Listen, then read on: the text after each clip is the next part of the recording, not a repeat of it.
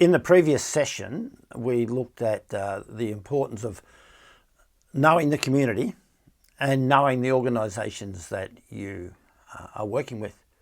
In this session, we'll get a little more closer to home, and that is around the importance of knowing the team that you work with very well and also knowing yourself. It's really important to know the team that you're a part of. Now, any project, long-term project, has multiple teams and sub-teams.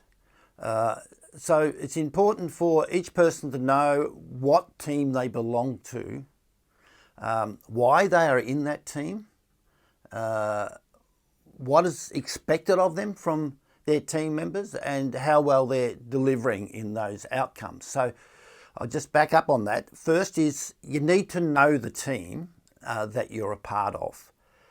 And a very basic requirement itself is actually, what is your description of a team? What is a team? Now, when I use the word team, I think of it as a group of people who are willing to share their skills and their resources over a period of time to achieve a certain common outcome. So it's about sharing together to achieve an outcome. So you want to be a team in reality, not a team by name only. And to do that, you've got to actually know each other well. You've got to be committed to the goals of a team. One of the other examples of or descriptions of a team is it's a group of people who delight not in their own individual success, but delight in the success of a team. It's a group of individuals where they are willing to make sacrifices in order for the team to do well. It's a group of people who are willing to be in the background and allow others to be in the spotlight in order for the team to succeed. So a team is not one that exists for an individual to shine. A team exists to achieve a common outcome. I was listening to a very successful CEO about his executive team, and he gave some instructions or some recommendations or life learning. And he said one of the things he's learnt when he's come into a new company that he needs to turn around is to look at his executive team and see if there's any people on that team that it's all about them. It's all about how well they are doing. Is there anyone on that team that believes that without them, the whole company is at risk, that they're the most important person in the team? He said, if I have a person like that on the team that I'm called in to lead, he said, the first thing I do is remove that person from the team. Because unless we take a shared common goal to achieve success together and not any self-promotion, we will not achieve our goals.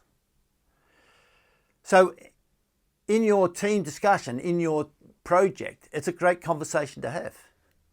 How much am I willing to sacrifice for the goals of the whole?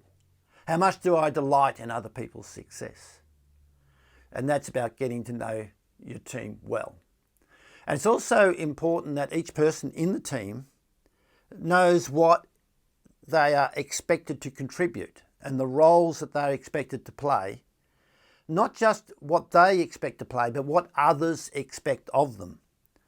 Because unless they know what others expect of them, they can't really deliver those outcomes for the good of the whole. So a conversation around the role of each person, what you're hoping they will contribute, how do we encourage each other to achieve those outcomes, what is the environment that I will be most successful in, what's the environment that allows me to flourish and allows each team member to flourish. Those conversations are really important. So you've got to be intentional about teamwork. And taking the time or taking a day aside in a retreat to talk about how a team's working together, to share how a team's working together, is not time wasted. It is time that is worth investing in the team as a whole, because The success of the project depends on the team functioning well together. As I've said before, projects are a people-based initiative, and as people can communicate well and share well together, they can achieve more together. There are a lot of tools out there for doing that, a lot of inventories that you can use. The most important thing is actually sitting around the table and talking about how are we doing as a team, and how can we do better, and how can we encourage each other, and how do we build mutual trust within the team. So when you do that cross-culturally, of course, it comes a little bit more complex, and it will take actually more time. Often I find in a cross-cultural setting, it's actually about sharing meals together. It's about informal conversation together. It's about just doing life together that molds the team, not necessarily about just a direct conversation about how the team's doing. But anyway, that's really important. Go deep. Go as deep as you can with the team so you understand each other and you know why you are working together. Now, the final area for us to go deep is know yourself. Know what is your motivation for being involved in a project. Why is it you're doing it? Do you ask yourself that question? Is it about me? Is it about my importance, or is there something else there? You know, as a Christian, you have Jesus' model and his attitude, who, though he was as God, he became nothing. Philippians chapter 2. He did not consider the power to hang on to power, but he gave up power. He became human in order to save us.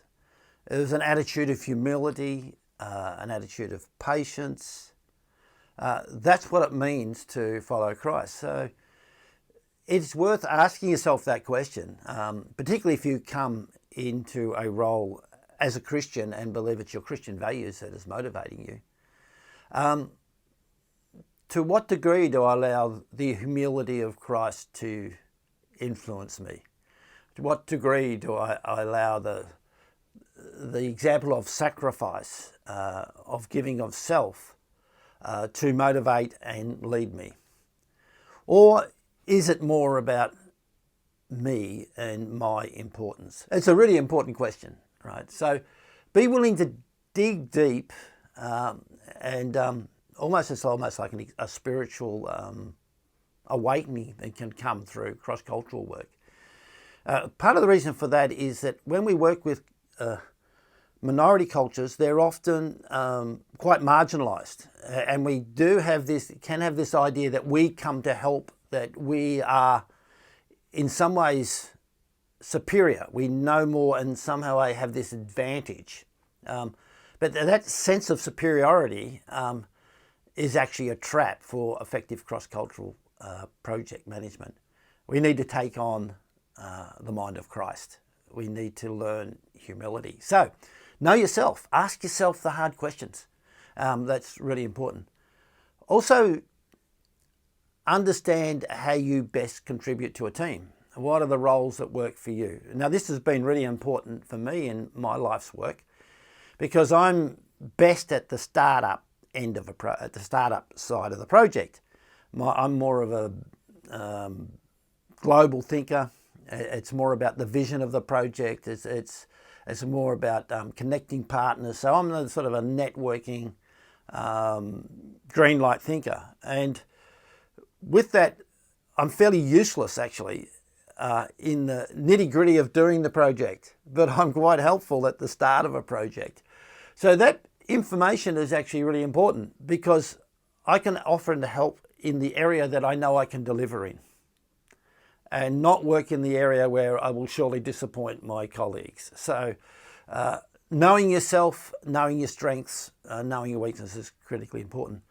And the final one is understand your cultural heritage and how that might be perceived by the group you're working with. Now, as an Australian, I'll be viewed in a certain way, not as an individual, but simply as an Australian. And in some contexts, that will bring some suspicion. And I need to be willing to accept that suspicion because of the way Australia is perceived or the way Australians may have behaved in that context in other times. So I have to be willing to embrace that suspicion and take the time to allow that suspicion to lessen to the point that my colleagues will trust me.